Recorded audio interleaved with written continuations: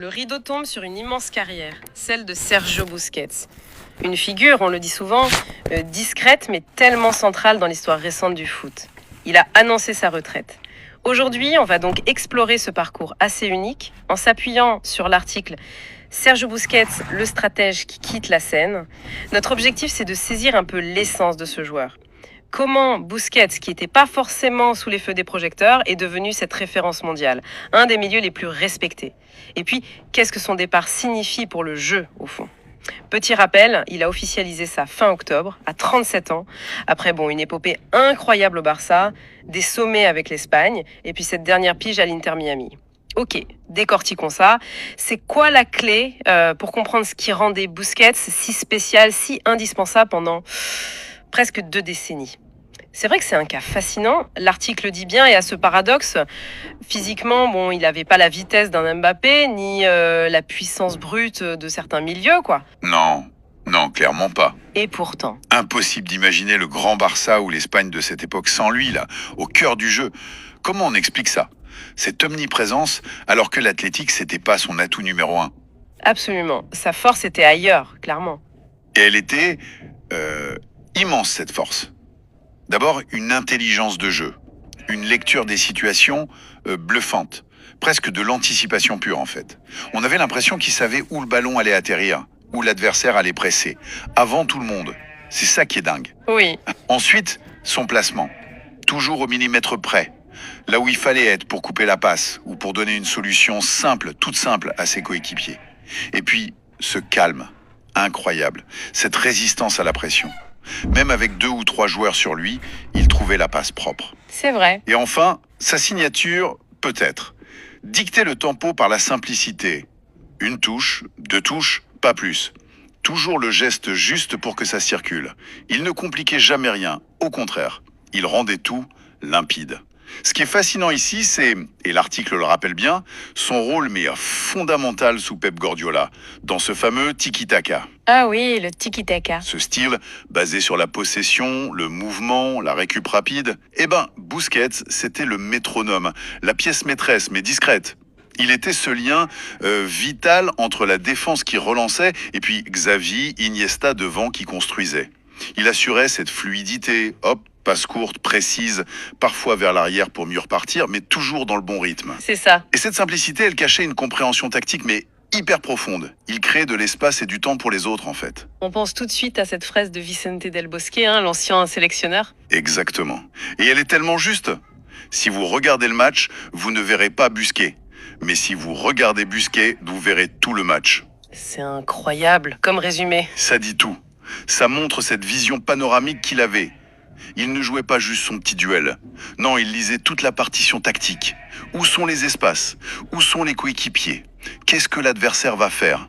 C'est ça, voir tout le match, comprendre les dynamiques du collectif indirect et prendre la décision utile pour l'équipe, même si, individuellement, ça paye pas de mine. C'est la marque des grands, des très grands tacticiens de terrain. Mon palmarès. Ah oui? Il parle tout seul. C'est une avalanche de titres. Oui, la liste dans l'analyse, elle est dingue. Avec l'Espagne, Coupe du Monde 2010, bien sûr, titulaire indiscutable, et l'Euro 2012. La génération dorée. Exactement. Et avec le Barça, une domination folle. 3 Ligues des Champions. On se souvient de son rôle en finale, notamment celle de 2011 contre Manchester, plus 9 Ligas, 7 Coupes du Roi. Sans compter les supercoupes, les mondiaux des clubs. Voilà, c'est une collection qui force le respect et qui montre une longévité au top niveau qui est assez rare quand même. Et un point important que souligne notre source, c'est qu'il a gardé cette culture de la gagne jusqu'au bout. Le fait d'avoir gagné la Leagues Cup avec Miami juste après son arrivée. C'est vrai, oui. Même si c'est pas la Ligue des Champions, ça montre que l'esprit de compétition était toujours là. Intact. Ça peut paraître anecdotique pour un joueur avec un tel CV, mais ça en dit long sur sa mentalité, je trouve. Ne jamais se relâcher, toujours vouloir gagner. Et ça montre aussi une constance. Remarquable. Plus de 15 ans au top niveau. 15 ans. Rester titulaire quasi indiscutable au Barça et en sélection espagnole pendant si longtemps, ça demande une hygiène de vie, une intelligence pour s'adapter, une force mentale. Exceptionnel. Combien ont tenu aussi longtemps à ce niveau d'exigence? Peu, absolument. Et cette longévité, elle est liée aussi à un autre truc marquant, sa fidélité au Barça. L'article le met bien en avant. Plus de 700 matchs officiels en Blaugrana entre 2008 et 2023. Énorme. 15 saisons dans le même club de ce niveau. Aujourd'hui, avec le mercato qui s'emballe, les joueurs qui bougent tout le temps, c'est devenu une exception. Ça dit quelque chose sur son attachement au club et la reconnaissance du club aussi sans doute. Oui, ça tranche avec la tendance actuelle. Bon, avant cette dernière danse, comme dit l'article, à Miami, Oui, une expérience un peu réunion de famille d'ailleurs, il a retrouvé Messi, Jordi Alba, puis Suarez.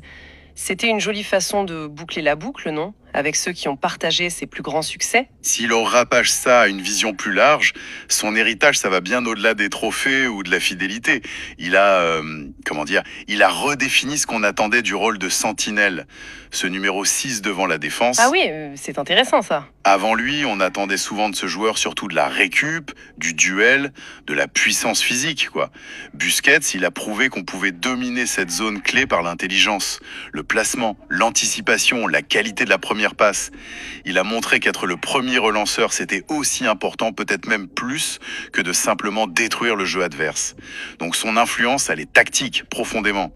L'expression dans l'article « une école de football à lui seul », c'est fort, mais c'est juste, je pense. Oui, c'est une belle image. Regarder Busquets jouer, c'était apprendre. Comment lire le jeu, comment se placer son ballon, comment choisir la passe simple, mais juste, comment gérer la pression. Pour les jeunes milieux, mais aussi pour les coachs, sa carrière, c'est une mine d'or.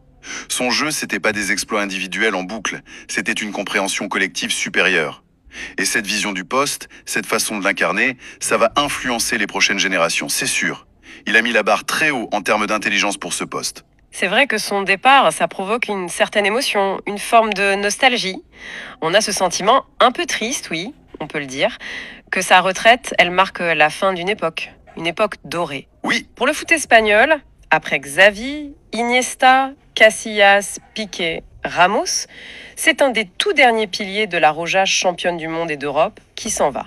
Et pour le Barça, c'est la fin du trio magique du milieu qui a tant dominé. Et le départ d'un capitaine emblématique. C'est lourd, quand même.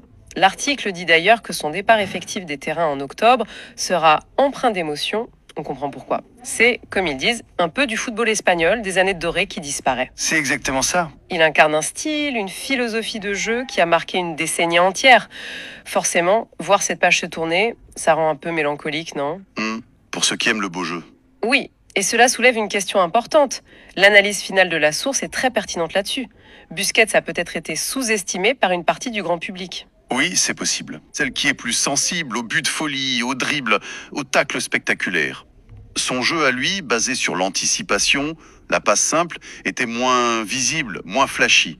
Mais par contre, le respect qu'il avait de ses pairs, coéquipiers comme adversaires et surtout des entraîneurs, immense, unanime quasiment. Ah, ça oui. Tout le monde reconnaissait son intelligence supérieure, son importance capitale dans l'équilibre d'une équipe. Sa carrière, c'est une leçon formidable, Evie. Le talent en foot, c'est pas juste la technique ou le physique. Ça réside aussi, et peut-être surtout au très haut niveau, dans la vision du jeu, l'intelligence tactique, l'efficacité dans la simplicité, et cette constance, incroyable, saison après saison. Alors, qu'est-ce que tout cela signifie? Si on devait résumer un peu, Sergio Busquets, c'est l'archétype du stratège de l'ombre, celui dont l'importance dépasse largement sa médiatisation. Tout à fait. C'est le symbole d'une époque glorieuse pour le Barça et pour l'Espagne. Et c'est la preuve éclatante que l'intelligence de jeu, la compréhension profonde du collectif, ça peut primer sur le spectacle pur ou la performance physique brute. Exactement. Son héritage principal, il est là. Il a fait de la simplicité un art. Il n'a pas cherché la lumière pour lui, mais à faire briller l'équipe. Il a compris son rôle avec une intelligence rare et l'a maîtrisé à la perfection. Le rouage essentiel des machines à gagner dont il a fait partie. Son influence sur la conception moderne du poste de milieu défensif, elle est là et elle va durer. Il a montré qu'on pouvait être le cerveau d'une équipe depuis cette position reculée. Et ça nous laisse peut-être avec cette question pour finir. Dans le foot d'aujourd'hui, qui semble aller toujours plus vite, être toujours plus physique, plus intense, quelle place resteras-tu demain pour des profils comme Busquets ? Pour cette forme d'intelligence purement cérébrale. Cette efficacité discrète mais tellement redoutable. Cette capacité à savoir ralentir le jeu parfois pour mieux le maîtriser. C'est une question ouverte, une réflexion à poursuivre pour tous les passionnés du jeu et de ses évolutions.